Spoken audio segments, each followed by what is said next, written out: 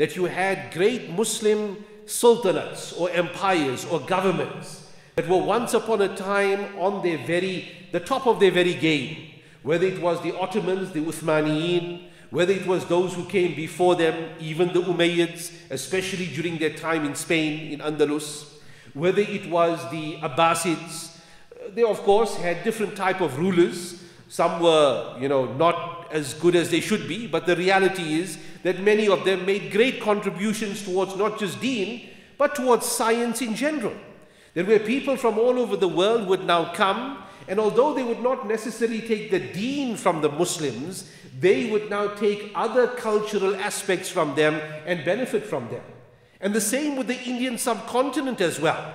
At the time when the Mughals were at their heights, you would have people traveling from all over. One of the du'at at the end of the Ottomans during the time of Sultan Abdul Hamid II, his name was Abdurrahman as-Sa'di, and he hailed from Siberia. He's buried in Japan. He established the first Muslim society of Tokyo in 1934. And he was a revert Muslim. He came from a non-Muslim background, accepted Islam as a young man, and he traveled to Japan, and he writes there that in my understanding of Japanese culture, that when the Mughals were at their height, there used to be Japanese physicians who used to travel to the court of Aurangzeb, to the court of Babur. These were now, the sultans of the Mughals, taking the science from them and bringing it back to Japan. Where you would have that, people travel to those countries to bring technology and science here. But this was when the Muslims understood their objective in life. And Mullah Abul Hasan Nadwi Rahmatullah Alayhi writes of that zawal. He calls it a zawal, that where the sun is at its height and then it now comes down to a level where people now start to reminisce of how it was before and how it was in a prior time.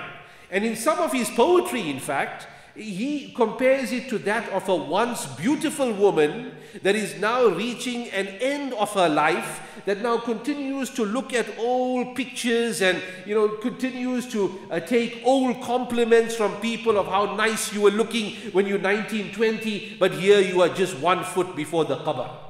But he also mentions that although the story itself may be one of sadness for the current ummah, he's writing this in the 40s and 50s, it should never allow a believer individually or a Muslim community collectively to enter into any state of despair. Because Allah subhanahu wa ta'ala has promised one thing which will either be yielded in our time or at the end of time. And you know what that is? They will not remain on the surface of the earth except Allah will enter His deen inside there. The protection of this deen will take place even in the absence of Muslims. I'll give you an example whilst we just raised that point. After, when Rasulullah ﷺ came to Madinatul Munawwara, and where he has this dream that he's coming for Umrah, and the year later he does the Umratul Qada. But before that Umratul Qada, they signed a Treaty of Hudaybiyah, also known as Bay'atul Shajara, that where they're now under that tree and they pledge their allegiance to Rasulullah sallallahu alaihi wasallam. The kuffar, they become scared that, we have detained Uthman. This is a bit of a seerah related discussion here, but just bear with me. Thereafter, the kuffar, they now on their own initiative come to the Prophet sallallahu alaihi wasallam and say that, oh Muhammad, that we don't want war, we want peace. You came here for a particular purpose, which was Umrah. We cannot allow you to do Umrah this year, but come the next year. In the course of that entire discussion, they come to some agreement. Part of that agreement was that we will have 10 years of a truce between Medina and Mecca. No fighting. Prior to that, you had Badr, you had Uhud, you had the Khandaq, the trench. So we will now put our fighting for a 10-year on hold. Now this was very important. Some of the Sahaba radiallahu anhum didn't immediately understand it, that no, we must fight till the hilt. They must get a good hiding of their life and we are on the upper hand. Rasulullah sallallahu alaihi wasallam showing his hikmah, his wisdom. Ultimately, these people here, they don't realize it right now, but they are our brothers and the time will come for them. It will come sooner or later. And how it came for many of them. And part of the results of that truce was that Rasulullah ﷺ was able to now focus his attention to giving da'wah and calling people in the greater world. All the letters that he wrote or he dictated to Heraclius, to the Persians, to the rulers of the world were done when? After this treaty. Because all attention was now drawn away from these people. We got a truce with them, we got an agreement. So you don't have to put so many soldiers on the front line over there. We can now focus resources on making this deen arm for the entire world. The wisdom of deen at that time. And Rasulullah ﷺ called his scribes. Remember, Rasulullah ﷺ is an-Nabiyul Ummi. He's the unlettered Nabi of Allah. He cannot read and write. And you know what? Whilst this point here has come up, when we say an-Nabiyul Ummi sallallahu alayhi wasallam, it is with fakhr and pride that we say he was an unlettered prophet of Allah. It is our aqeedah, it is our belief that every quality attached to Rasulullah sallallahu alayhi wasallam was for his hifazat, his protection, the protection of the deen and the protection of the Quran. You know, one scholar put it in this way. Let's say he hadn't been an-Nabiyul Ummi.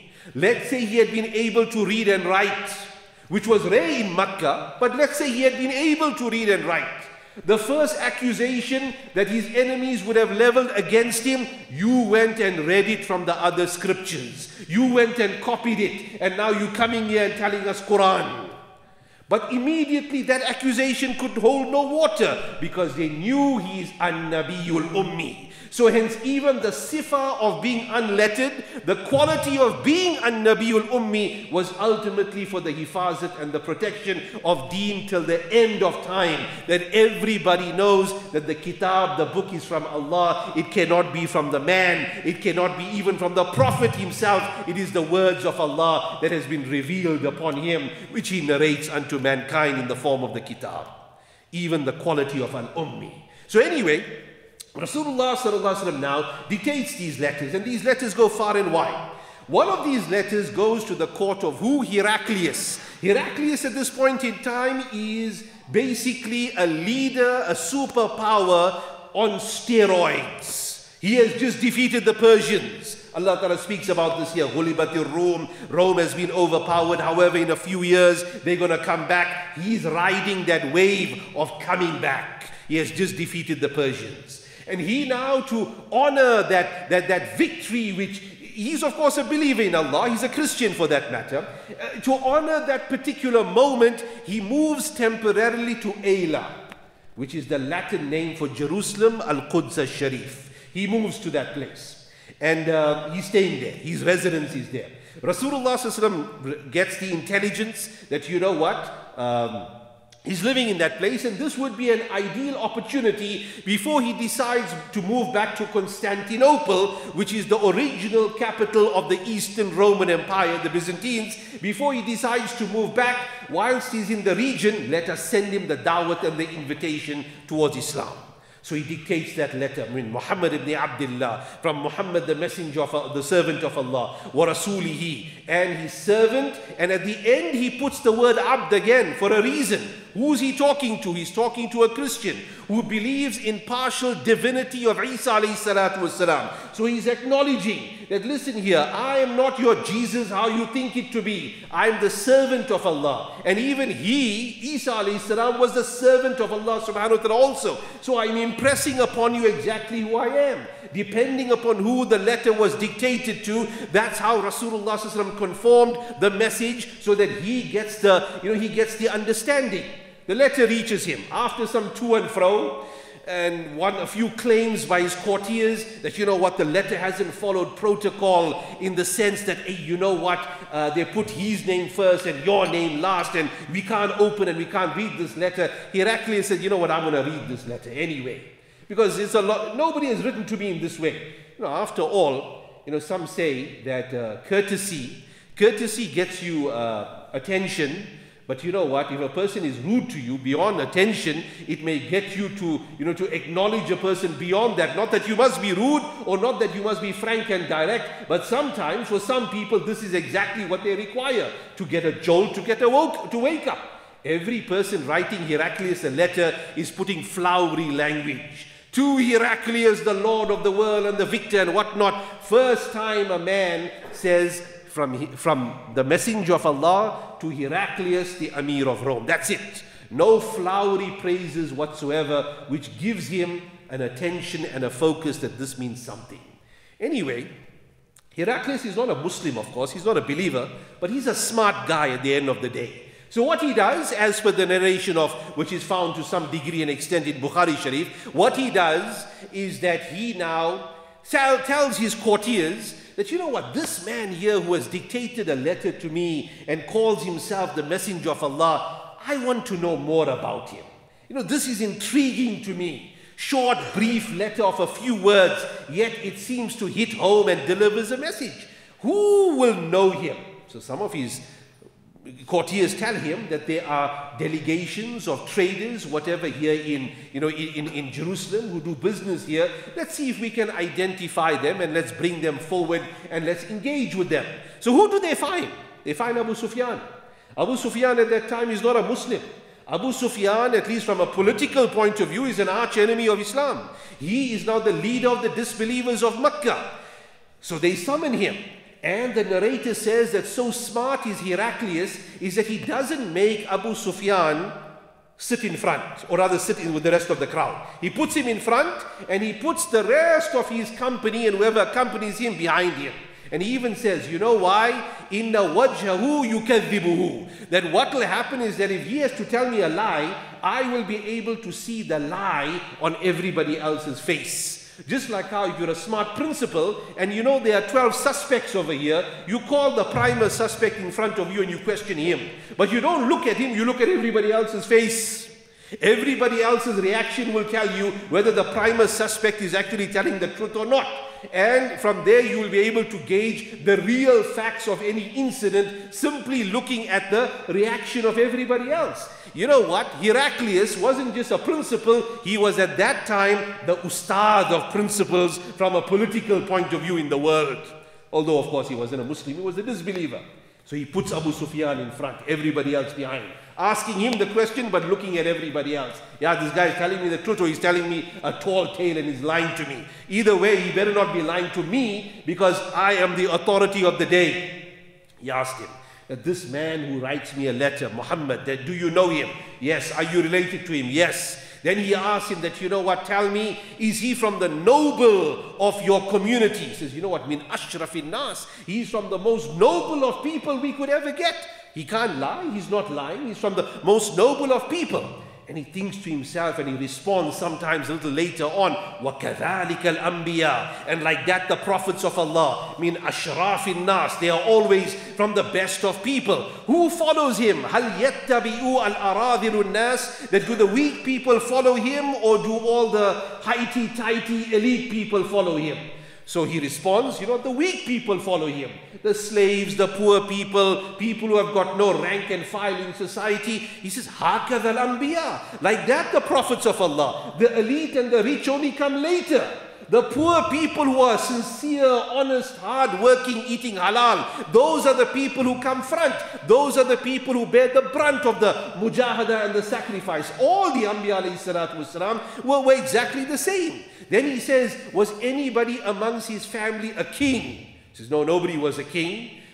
She says, fine, okay, this is a positive from his side because it's possible that if his father or his grandfather was a king, he's trying to claim kingship from this particular angle by claiming to be a prophet, and when enough people follow him, he says, you know, hey, I'm a king, and follow me. But you're telling me that nobody in his ancestry was a king, so that immediately rules it out. Then he asked him, that does he lie? He says, leave alone lie. Huwa fina aminun. He is the most trustworthy person amongst us. But then he also adds a little bit of masala there because he is also an ustad in his own right. He says, you know what, baynana wa baynahu, between us and between him, we got a treaty going.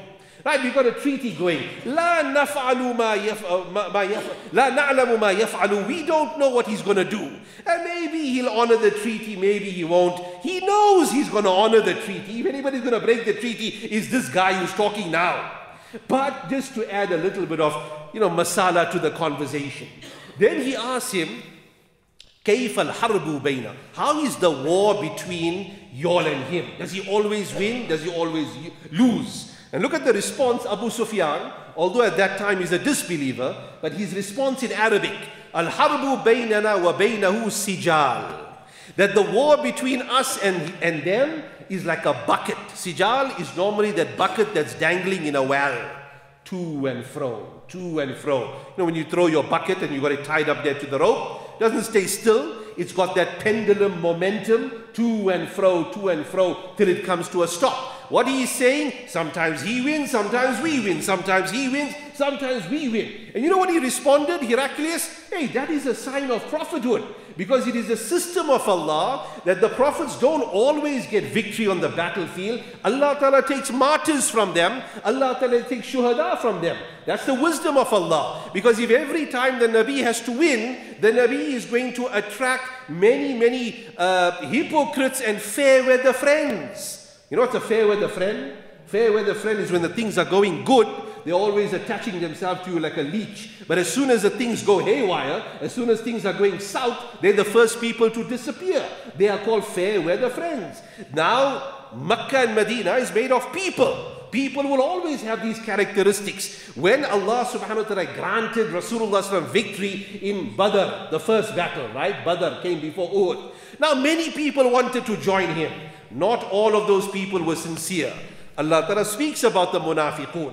We know in the seerah that on the eve of Uhud, the next battle, how many of them deserted? 1,000 or so went out, 300 or so deserted and said, hey, you know what, because we wanted to fight in Medina, now you are going outside Medina, we're not going to participate, made a sorry excuse for themselves and cut a line and went back home. 1/3 of your army, 300 out of 1,000, is a significant number to lose before you starting a war. But those people now were a different category of people, and then came what may seem to be difficulty on the day of Uhud. Why? To cleanse the believers. So all those fair weather friends could now start thinking, do you really want to be with this person, or do you want to cut a tail and run away from here? Leaving only the genuine people behind who are only interested in Rasulullah sallam, in deen, and will die for him. And who will end up dying for him, leaving your core people now with you. This is the system of Allah, which Heraclius even points out to. Heraclius is asking him question after question. Remember, is Rasulullah ﷺ there? He's not there. Where is he? He's 100 few kilometers away, many hundreds of kilometers away in Medina. Who's there? One enemy of Allah at that time, Abu Sufyan, he's not a Muslim. And the other fellow, Heraclius, who's not a Muslim himself. If he could help it now, he wouldn't, he'll stay how he is. No believers, no mu'mineen in that gathering at all. Yet look at the wisdom and the strength and the qudra of Allah in defending Rasulullah sallallahu alaihi wasallam. After this entire conversation is over, Abu Sufyan is thinking to himself, hey, you know what? Every time this man asks me a question, I have scored a point and a goal for the Prophet sallallahu alaihi wasallam. Everything seems to be positive about him. What if it's going to happen that Heraclius accepts Islam? We worried about Islam spreading out of Makkah and Medina. Heraclius is a superpower of his time. Imagine if the Byzantines accept Islam. Forget about our treaty, forget about Makkah, forget about the idols inside there. It'll be gone within one night if this man accepts the message of Rasulullah sallallahu alaihi wasallam. So he decides to add a bit more fabricated masala inside there. Mufti Shafi Sahab rahmatullah alayhi refers to this here at the end of his discussion on Isra. Babul is the Surah Isra, Subhanallah, the Mi'raj of Rasulullah sallallahu alaihi wasallam. In the last paragraph or so, he alludes to one incident that takes place at that point in time, wherein he says, Abu Sufyan says, Abu Sufyan is the guy getting questioned, right? He's the guy from Makkah. He says, hey, you know what, Heraclius, I'm going to ask you something. Can I speak here? I really got to ask you something here before we conclude our conversation. Many years back when he was in Makkah, many years back when Muhammad, was in Makkah, sallallahu alaihi wasallam, when he was in Makkah, he came one morning and he told us something. He told us that he went to Jerusalem and the seven heavens and beyond, and he came back, and you know what, we were reluctant to believe him. But you know what, King, what do you think? Now his whole intent and his purpose is that to show him such a tall tale that, you know what, this guy here is going to think that that whole story, what's happening in Medina, is like way beyond the belief of anybody. So Heraclius is thinking, what? From Mecca to Jerusalem, portion of a night, how is this physically possible that a person does it? In the midst of that gathering, one old elderly rabbi, one priest, he asked permission to speak.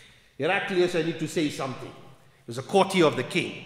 And with two people on either side, Mufti Shafi Sahab, ala jambihi, unke aas-paas mein, on his either side, two people lift him up to give him some support, because you don't talk to Heraclius while you are sitting unless he tells you to sit, and he now gives you the instruction of what to do.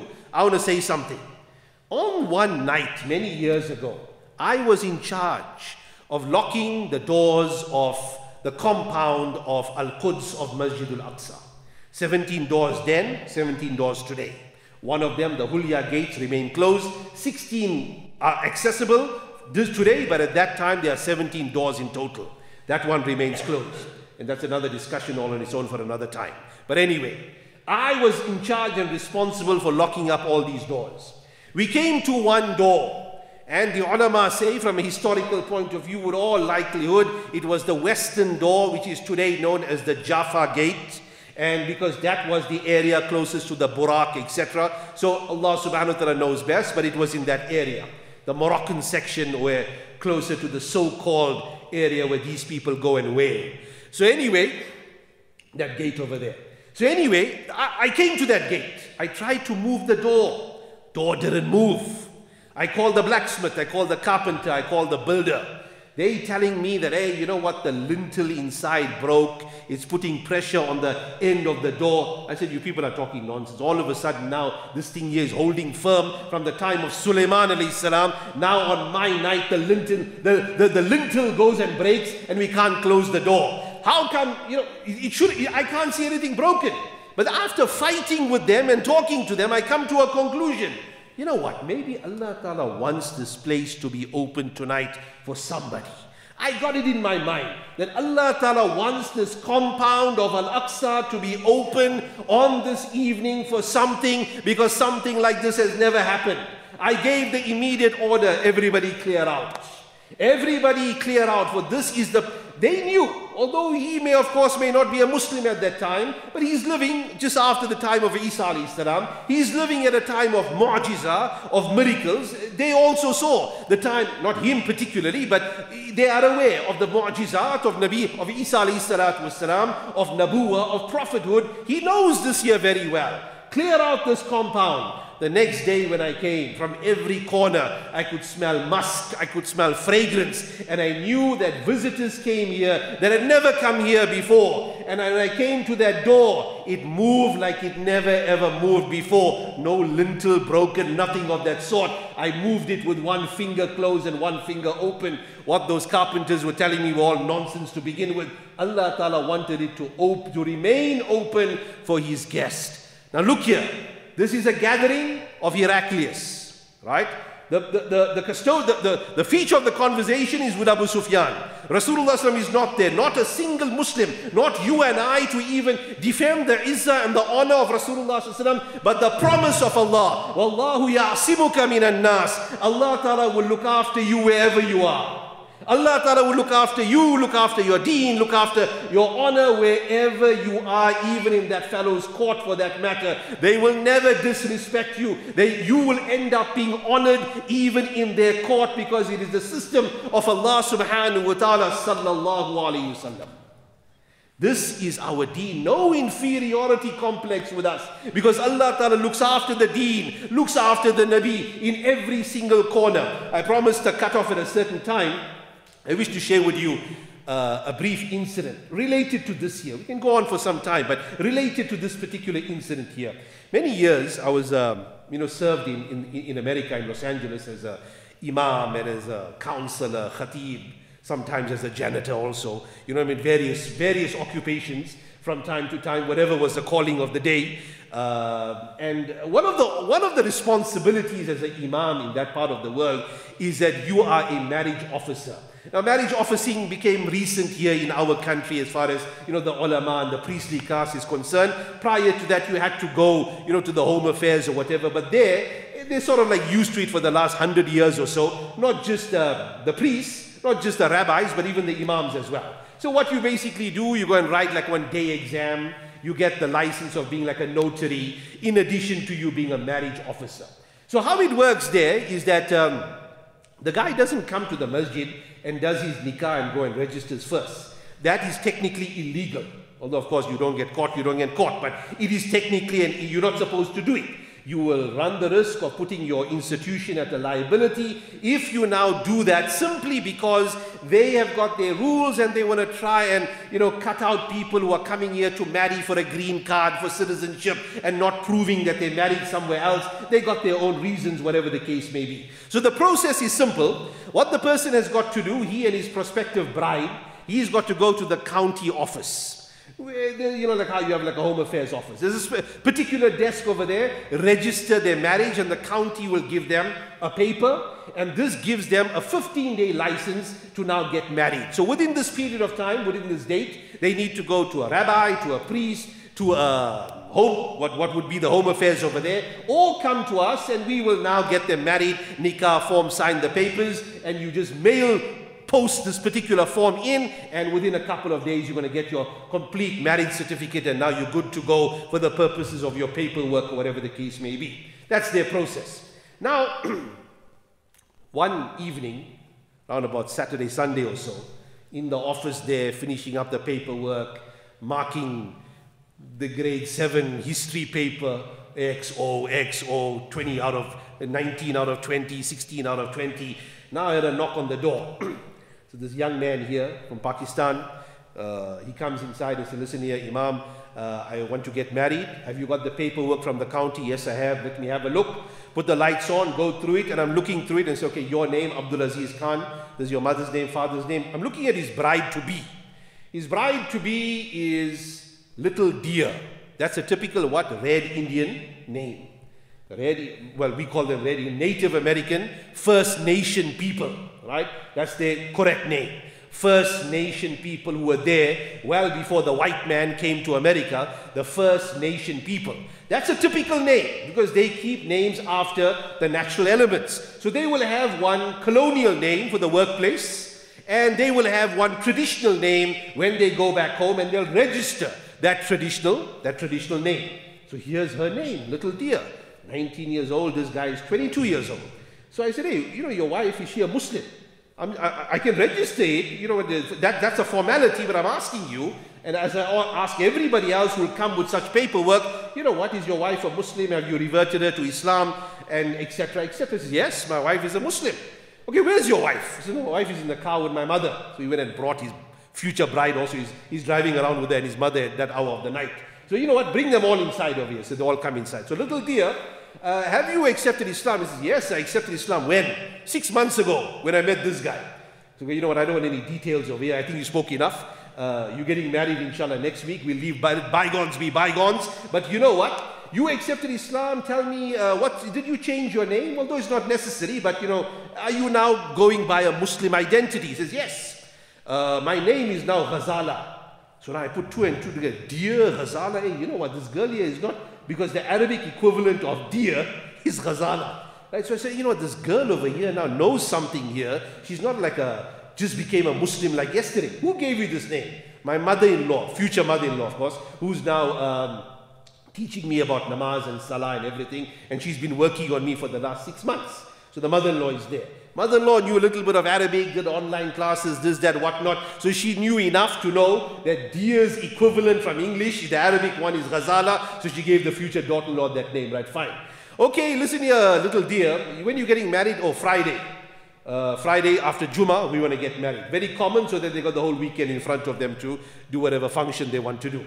Who's representing you? So Imam, we thought you will represent me because my father is not a Muslim and uncles are not Muslims. And where are your father? Where's your uncle? They are on the Indian reservation.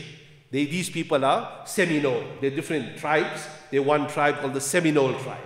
So they're on the reservation 3 hours away. He says, you know what, will your father be in town for this nikah, for this marriage? He says, yes, he'll be around because we're having our function after we finish off with the mosque, with the masjid function. Okay, bring him and come. We'll put a couple of seats there in the back, like how you have like an open day or something. Call your uncles, call everybody, tell them to dress in, formal attire, and come to this particular function, and let him be one of your representatives. I'll be your representative also, but let him also be part of the function, at the same time. So anyway, they come, 12 of them, observe the function, observe Jummah, even observe the chadar going around after Jummah, $1, $2, $3, that collection that you sometimes have. Say, very impressed with all this. This is how you people run this facility, very clean, and no noise and no chanting and no smoke and fire. Absolutely first time inside the masjid.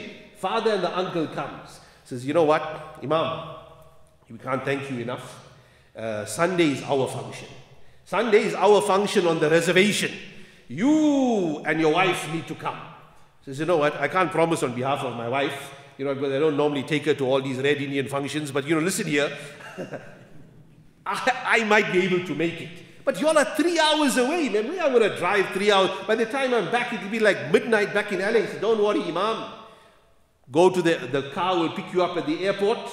And you and our guests that are coming from Los Angeles, there's a plane waiting for you all. We've chartered it, and you know what? He's going to land on our reservation. That reservation is like a small city, and this is a wedding for the entire community, and you are invited, right? Fine.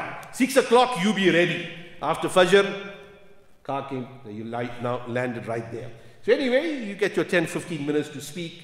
One of those speakers at that function, the head of the Iroquois, his name is Jeffrey Lyons. When Muhammad Ali, may Allah subhanahu wa ta'ala forgive him, the boxer, passed away, the Red Indian, Native American Indian delegation that was there at his janazah, the guy that spoke was Jeffrey Lyons, tall individual with a ponytail. The First Nations, the Red Indians, don't show up at anybody's funeral.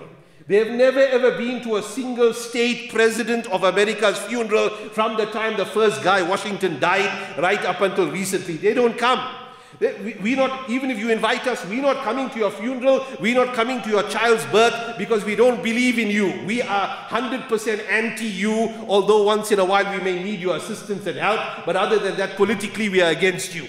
They showed up at Muhammad Ali's funeral. And the guy even says why. Because he was a man for everybody. May Allah subhanahu wa ta'ala honor such people, because we don't know who does what for the sake of Iman. And I mentioned it on the Jummah thereafter, the da'wat that he gave in the 1 hour of his janazah. All of us put together may have not done so in our entire life. The da'wat to Islam and deen, and a single practice of deen that he must have given in his deceased state, in that state, in his final words, all of us may not have done in our entire life. Only Allah Ta'ala knows where a person is going to be in the Akhirah. And our hope and desire is everybody is a Jannati. Everybody is a Jannati, and Allah Ta'ala multiply their rewards. Nonetheless, after he spoke and everything was done, he says, Imam, come here. I want to show you the library of these people, the Seminole people. Impressive hall from end to end. Portraits everywhere, books everywhere. You could see furniture from their ancestors' time all over here. More of a museum than a library. He comes to a tall portrait from the roof all the way down. And this person here is dressed in something of a jubba. And he's got like a small pipe in his mouth. He's got like a very thin amama or turban around his head with a distinct type of pattern on that turban. And this is in a black and white portrait, no pictures. He says, Mom, you ever saw this person here before? He says, no, I've never seen him before. I don't know who he is. He says, this person here, we call him Sequoia. But I've been reading a little bit of Arabic, and I don't think his name is Sequoia. I think his name is Saqiya. You know why I think his name is Saqiya? Because he used to tell us, this is now in the 1760s now, he used to tell us that he was a cup-bearer and a water boy on the ship. So therefore, Saqiya seems to be the right word for him, but we were calling him Sequoia all along. So anyway, he forgot his name. He was a young Muslim slave that the Spanish galleons used to bring. Because remember, Spain was Muslim for a long time. Even after the expulsion of the last Sultan of Spain, crypto-hidden Muslims known as the Moriscos remain hidden as Muslims for a long, long time. And many of them, of course, couldn't travel. They would practice their Iman and the Islam in secrecy, which is a great feat at that point in time. It was their jihad at that point in time to read a 2-rakat salah under the fear that these people will kill you. That is his jihad at that point in time, to hide and make wudu, to hide and do all those things in fear of your life. Anyway, many of them, because they were master seafaring individuals, they were known to be of better habits compared to the other drunkards at sea. The Spanish used to bring them on. And he was 13 years old. He forgot the name his parents gave him. All he knew that working on the ship, he was called the Saqiya, the water boy, the water boy. So when he ran away from the Spanish, one night he managed to free himself from them. He ran into the bushes. And he carried on walking, in the wilderness for a long time until our tribe found him. In the middle of nowhere. Now, this is centuries ago. We looked after him and he stayed with us and he married amongst us. And you know what, Imam? He taught us how to read and write in the Latin language. Our languages could not be written. It could be spoken but not written. For the first time, he put it in an alphabet so that we were able to make contracts with the US government for the first time, writing our language in a contract. So 100 years down the line, when they mess with us, we can pull out a contract and say, hey, we wrote it down. Here's the signature of the last governor. Why are you interfering with us right now? He taught us about gunpowder. He taught us how to tame wild horses that ran away from the Spanish so that we can use it in war. And he taught us about smallpox, that what the Spanish used to do to kill off their population, people who on the ships died of smallpox, they used to take their sores and their skin and their residue and dump it inside water wells. So when these Native Americans throw their buckets inside, the water is contaminated. Now these people got no, immunity at all. It's a new disease to that part of the world. So by the millions they used to die off. It's a decree of Allah subhanahu wa ta'ala, but they used to use this germ warfare even at that point in time. What he would do is that when a person would die of smallpox, he would take the powder out of those sores and he would now tell us to blow it up the nose of our children to create some level of immunity, and less of us died because of that particular intervention. We are indebted to him. And you know what, Imam? I think he's from one of y'all. I think he's from one of y'all. So don't anyone tell y'all that Islam came last to this place. Islam came first to this place. Y'all have got a legacy, y'all have got a history which the other people choose to either ignore or they choose to hide, because admitting it means that we were not the first, we did nothing for the people, the Muslims did everything for the people. Allah subhanahu wa ta'ala will reveal the truth sooner or later, because it is the promise of Rasulullah sallallahu alaihi wasallam. At this point we will conclude that when Rasulullah sallallahu alaihi wasallam comes from one of his campaigns, and as per his practice, he first used to go to the Masjid. After the Masjid, he used to go to the house of Fatima radiallahu anha. And on one occasion, when he comes to the house of Fatima radiallahu anha, Fatima radiallahu anha looks at him and says that, Ya abata, that, oh my dear father, that look at you, your clothes have become tattered and torn, that your color has become drained from your face. This very likely was after Tabuk, which was a very, very hot and arduous expedition to begin with. And Rasulullah sallallahu alaihi wasallam tells Fatima radiallahu anha, La tabki, don't cry, my dear daughter, because a time will come, La yabqa ala dhahri ard, they will not remain on the surface of the earth, a house made of bricks, a house made of unbaked bricks, a house made of hair, referring to how the Bedouins used to make their tents, a house in the desert, a house in the city, except Allah will enter into it the matter of your father, izzan, out of honor, or those people will have to be zullan, pulled and then brought onto the right path in some way or the other, but it will come. But it will come. And this is the promise of Allah, that whenever these signs are visible, that Muslims had come somewhere, Muslims had done something. It may not be apparent right now, but the fact is that they made their mark in the dunya. They were there to be observed, they were there to benefit, and they were there to do da'wah in some way. We give them, alhamdulillah, that credit there as well. For ultimately that might have been the impression as well. This is the promise of our Nabi sallallahu alayhi wa sallam. May Allah subhanahu wa ta'ala grant us tawfiq. May Allah subhanahu wa ta'ala make us and use us for the effort of deen. It's very simple, my respected friends. Everybody becomes a da'i and a caller in his own way. You are in business. Your akhlaq is calling towards an ideology that the people observe you. The rest of the world is not observing how you conduct yourself inside the masjid. They're observing you outside. You conduct yourself in the sunnah of Nabi sallallahu alaihi wasallam in that particular place. You're a da'i, you're calling towards deen. And you are creating the best of impressions about your deen. And this is desirous of a believer. And a believer never ever loses himmah, never loses heart. Ajaban li amril mu'min. Amazing is the matter of a believer. Rasulullah continues to say, وَلَيْسَ ذَلِكَ لِأَحَدٍ إِلَّا لِلْمُؤْمِنِ. And that phenomena is not for anybody else except for a believer. He continues to emphasize the point that nobody can be in this position of ever being despondent, because a believer will always win. In asabatu sarra, if good times, prosperity reaches him, grateful, and that's good for him. And if adversity, darra, difficult, well, seemingly difficult in our eyes, it's the wisdom of Allah subhanahu wa ta'ala, but seemingly difficult conditions reach him, that's also good for him. That's also good for him. Why? It gives an opportunity for sabara, to be patient, and there is no defeat for a believer. You are either on the pendulum of gratitude or you're on the other side of patience, and there is victory either way. May Allah subhanahu wa ta'ala give us understanding, and may Allah subhanahu wa ta'ala give us khair. Bismillah ar-Rahman ar-Rahim.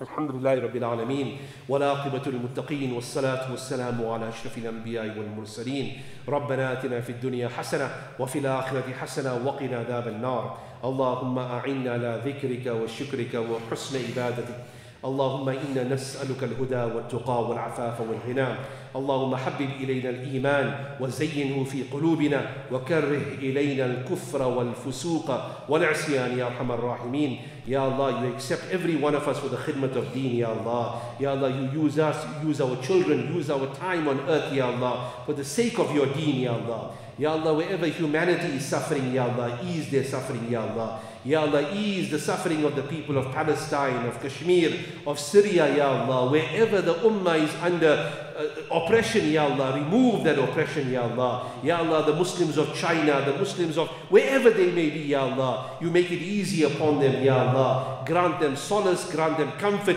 grant them the ability to profess their deen wherever they are, Ya Allah. Every enemy of deen, Ya Allah, grant him hidayat. If hidayat is not meant for him, Ya Allah, or her, remove them from the surface of the earth, Ya Allah. Ya Allah, take out from our hearts the azma, the awe of the disbelievers and their lifestyle, and put in our hearts, Ya Allah, the awe of the sunnah and the lives of the awliya and your friends, Ya Allah. Ya Allah, give us, Ya Allah, hearts of sincerity. Ya Allah, give us hearts of softness, Ya Allah. Give us hearts of forgiveness, Ya Allah, and accept our time, Ya Allah, for the service of deen, Ya Allah. Whoever is making the service of deen in any avenue, Ya Allah, you accept from them, Ya Allah, and put our share in the efforts that they are doing as well, Ya Allah. Subhana rabbika rabbil izzati amma yasifun, wa salamun ala al-mursaleen, walhamdulillahi rabbil alameen, ameen. Rabbil alameen, ameen. Rabbil alameen.